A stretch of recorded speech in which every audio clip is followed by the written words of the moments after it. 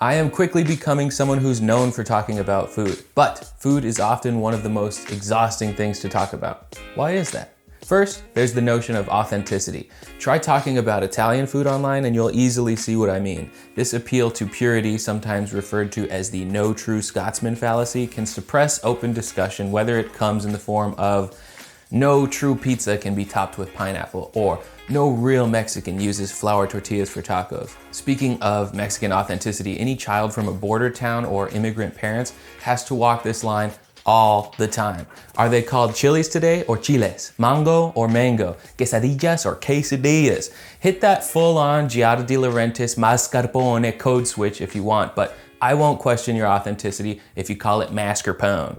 Second is the subjectivity of a healthy diet. No matter what dish you share, you run the risk of clashing with people who will argue that meat, beans, soy, FODMAPs, vegetable oil, coconut oil, sugar, fat, plastic, aluminum, microwaves, gas stoves, grilling, roasting, and eating are all undeniably awful for your health. I don't think there's one right answer or even a select few, but I do know that health debates make food harder to talk about. While health is a legitimate controversy, third is the idea of manufactured controversy. It seems like half of food-related tweets are made to sow discord with the sole purpose of generating controversy that needn't exist. Is a hot dog a sandwich? Is a cereal soup? Would you eat this kiwi on a pizza? Does a submarine swim? I think these were made to be fun little thought experiments, but in their wake are highly opinionated Redditors who insist on defending a pointless take to their death. Anything 6 or below is a no-go. I check the acidity with an electronic pH meter just to be sure. Next up, food science. Now, let me explicitly preface this by saying food science is good and important to study as a part of cooking. You need to know what's chemically or physically happening to your food if you want to make smart changes to it. But like everything the internet touches, it often goes too far. A delicious Möbius bagel. Anyone who goes crazy with their first immersion circulator like I did will quickly discover that it is not the only tool that you need in a kitchen.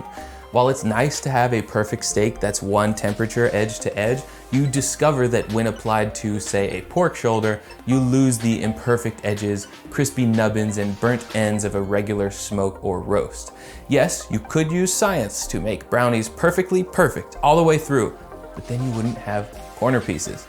If it were up to me, I'd strike "according to science" from the collective culinary lexicon and sentence anyone caught using the phrase to 5 years of explaining to their grandmothers that no, their homemade soup does not actually have any antiviral properties. Fifth on my list is recipe ownership, which could just be my attempt at coping with the sick, dark truth that all of my recipes are stolen. The thing is, I don't think I even have any recipes. I know sometimes it's hard to imagine that anyone would use social media for a purpose other than becoming famous, but I'm just here to share recipes and techniques that I've learned. Just about every American family has some prized dish that they execute with regularity and pride. But what if its origins can be traced to the back of a box? Is it an evil deed to enter a Betty Crocker birthday cake into my local bake-off? I don't think so, although I do think that if I won, there'd be bigger problems at hand. No doubt there are recipes out there that are attributed to specific people and organizations, and rightly so. But if I make Andy Baragani's margarita pie with grapefruits instead of limes, can I pass it off as Shaq's Paloma pie? Should I cover my ass by detailing the dish's inception and bloviating on how I had no limes, but my neighbor's grapefruit tree was reaching into my backyard? This is why we have long blog posts that preface every online recipe with 10-page essays. Yes, food and storytelling are all inseparable conduits for human connection, but just tell me how much garlic powder goes in the fucking rub. This may seem like a largely negative rant, but just like all other forms of personal development, exhaustion is where growth is. So I hope that being made aware of the common pitfalls will help you keep your defenses up so you can just be excited about cooking. Don't worry too much and keep trying.